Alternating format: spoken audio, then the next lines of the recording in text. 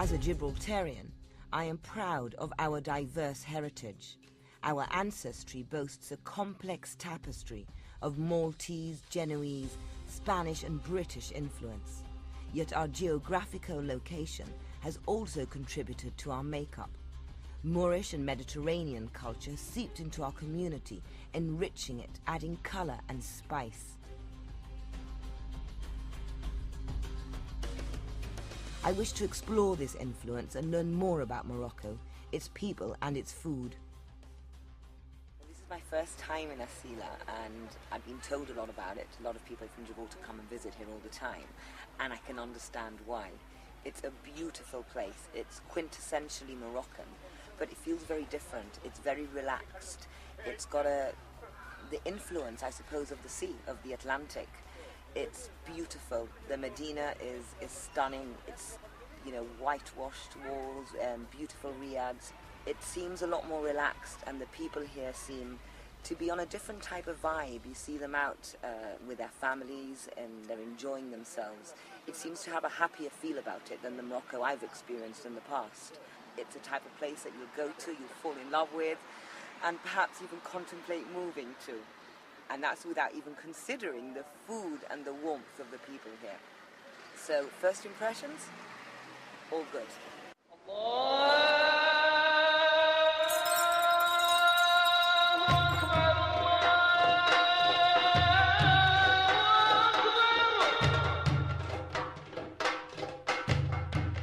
Morocco is the place where I born, where I open my eyes,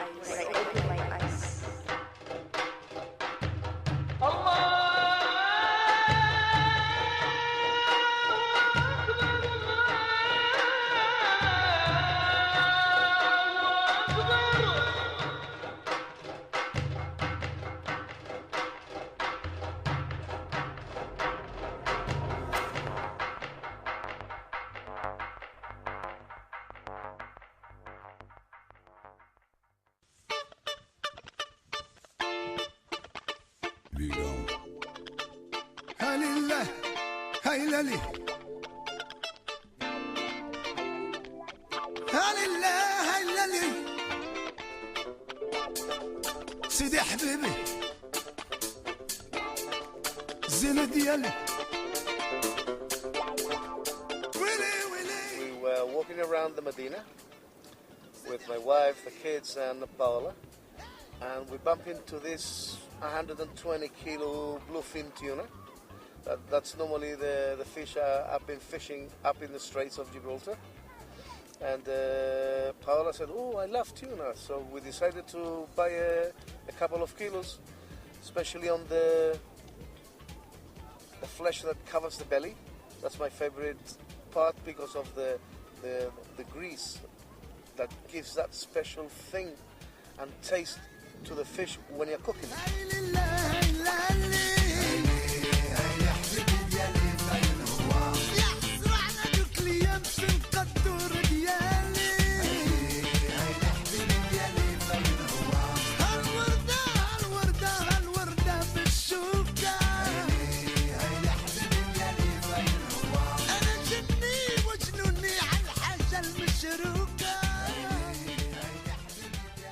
That is the shopping of every day. You get up in the morning, you make breakfast for the family, you prepare, and you get prepared for the lunch. You go to the market, you buy everything fresh. The bread of the day, if you're gonna have a fish, the fish of the day, the meat of the day, the chicken, you can have it of the day. It's really, really nice to have everything fresh. It's big things to have everything fresh from the day.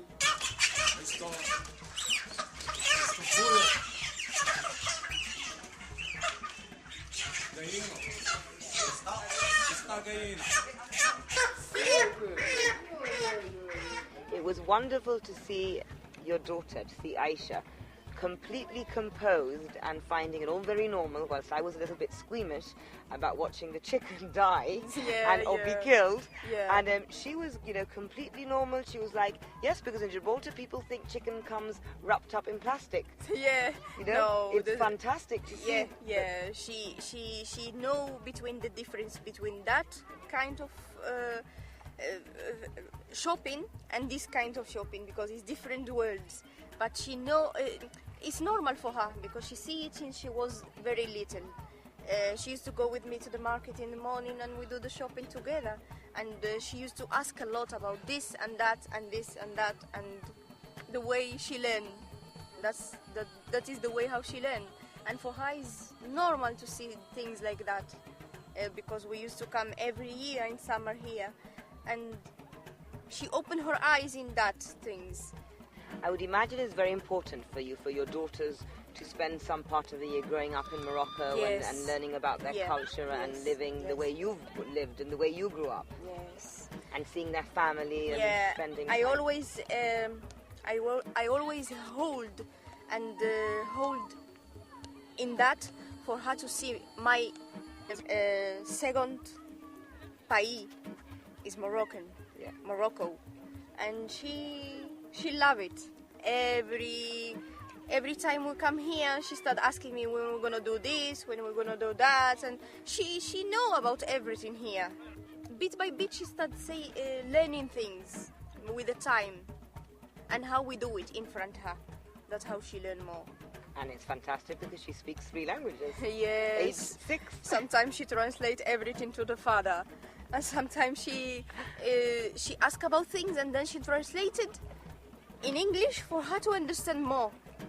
You understand what I mean? Yes. Even when we talk in Arabic, in Moroccan is different than Arabic. But when we talk Moroccan, she understands all the words, and she translated in English for her to understand more. And that's how she gets the 2 languages in the same time. She get the Moroccan and she get the English. And sometimes when she hear me talking in French, some words in French, because when we come to Morocco, my place they talk a bit French and a bit Moroccan, and she start learning also French. That's the way how she learn.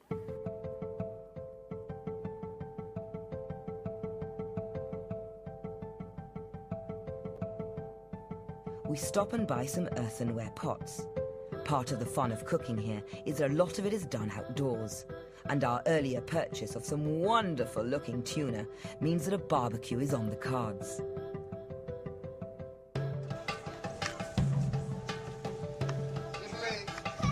that silly? I have a hat like you.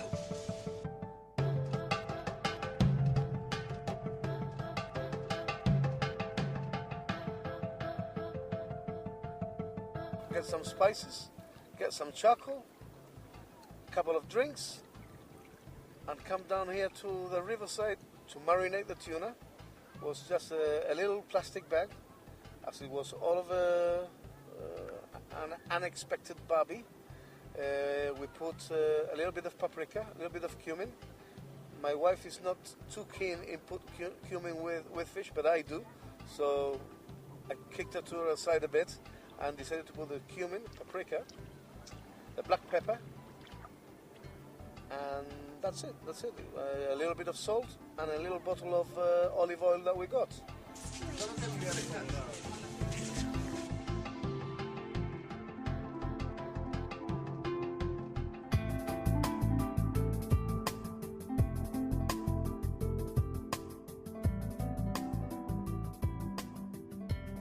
Invent a barbecue here in the beach, on the riverside.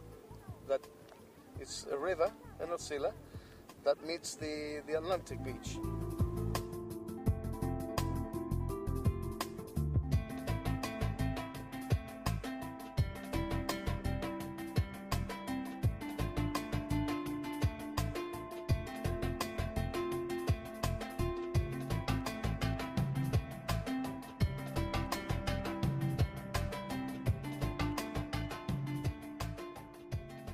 And we spent the day wandering around the markets, and we were looking at all the different stalls and places where we're going to be sourcing our vegetables and our spices and our chicken as freshly as possible.